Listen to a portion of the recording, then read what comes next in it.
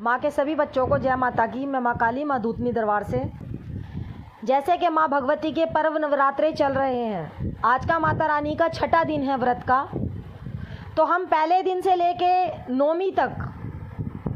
कैसे उनके संकेतों को पहचाने कि माँ हम पर कृपा कर रही है और हमारी सेवा भक्ति से खुश है। जिन बच्चों के घर में अखंड ज्योति लगाई है, जो बच्चे सेवा साधना पे बैठे हुए हैं, जो बच्चे गुरु सामर्थ्य से नहीं चल रहे हैं, जो बिना गुरु के बच्चे हैं, तो वो कैसे सपने के माध्यम से माता रानी के संकेतों को पहचाने और कैसे उनको अनुभव करें और कैसे वो समझे कि माता महाकाली की हम पर कृपा है। तो सपने के माध्यम से माता रानी कुछ ये संकेत देती है और हम लोग समझ नहीं पाते हैं। तो कैसे हम समझें इस चीज़ को? पहले व्रत से लेके जिन बच्चों को सपने के माध्यम से शमशान दिखते हैं,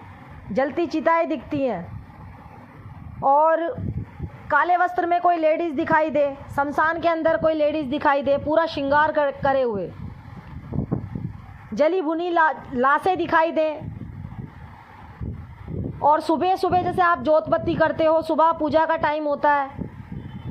पक्षियों का चहकना, कहीं से गाय की आवाज़ आना, पूजा के दौरान जिस टाइम हम माता रानी की आरती करते हैं और हम घर से बाहर जैसे निकलते हैं, कहीं जल का लोटा ढालने जा रहे हैं या किसी कार्य से जा रहे हैं, कोई भी गाय आपको रास्ते में दिख जाए अपने बच्चे को दूध पिलाते हुए नवरात्रों के 9 दिन के बीच में, तो आपको इन्हीं संकेतों से समझना है कि हमारी सेवा स्वीकार हो रही है और माँ काली हमारी भक्ति से प्रसन्न है। और जैसे कि बच्चे कोई भी एक जाप उठा लेते हैं नवरात्रों के टाइम पे, तो अपनी जो भी अपनी सेवा भक्ति है एक नॉर्मल जाप बच्चे करते रहें, परंतु कोई ऐसा जाप ना करें जिससे कि और उग्र शक्तियाँ आपकी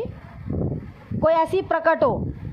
क्योंकि माता महाकाली की सेवा साधना बिना गुरु के बिल्कुल नहीं करनी चाहिए। अगर आप कर भी रहे हो तो माँ को शक्ति पाने के लिए नहीं, उनकी कृपा पाने के लिए उनकी सेवा आराधना करें, माँ समझ के उनकी जोत जलाएं। और अगर आपको शक्ति बना के पूजना है, उनकी आपको शक्ति चाहिए, तो आपको गुरु सामर्थ्य से चलना पड़ेगा। लेकिन नवरात्रों में अगर जो बच्चे बिना गुरु के हैं, जो बिना गुरु के सामर्थ्य में नहीं हैं, तो वो इस 9 दिन के अनुभवों से, सपने शास्त्र के अनुभव से पहचान सकते हैं, इन संकेतों से पहचान सकते हैं कि माँ की कृपा हमारे ऊपर है। और जैसे कि जिसमें कि माता महाकाली की शक्तियाँ जागृत होती हैं, किस प्रकार से अपनी संकेत देती हैं, कैसे उनकी शक्तियाँ हमारी परीक्षा लेती हैं, तो ये हम अगली टॉपिक में बताएंगे, अब अगली वीडियो में बताएंगे, क्योंकि अभी बिल्कुल भी हमारे पास टाइम नहीं है। काफ़ी दिनों से मैंने लॉन्ग वीडियो बिल्कुल नहीं डाली है, क्योंकि मेरी भी अभी सेवा साधना चल रही है, हमारी भी कुछ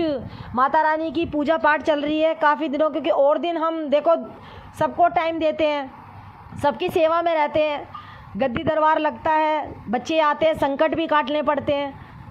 तो थोड़े से इन टाइमों को चुरा के कुछ ये बस 9 दिन होते हैं हमारे पास जो भक्ति के होते हैं अपनी माता रानी के लिए, तो हम ये 9 दिन अपनी माता रानी को देते हैं। 9 दिन के लिए हम गद्दी दरबार भी बंद कर देते हैं। और ऐसा नहीं है कोई बच्चा ज़्यादा ही संकट वाला आता है तो उनके लिए दरबार खुले भी रहते हैं, उनका हमें कार्य करना भी पड़ता है।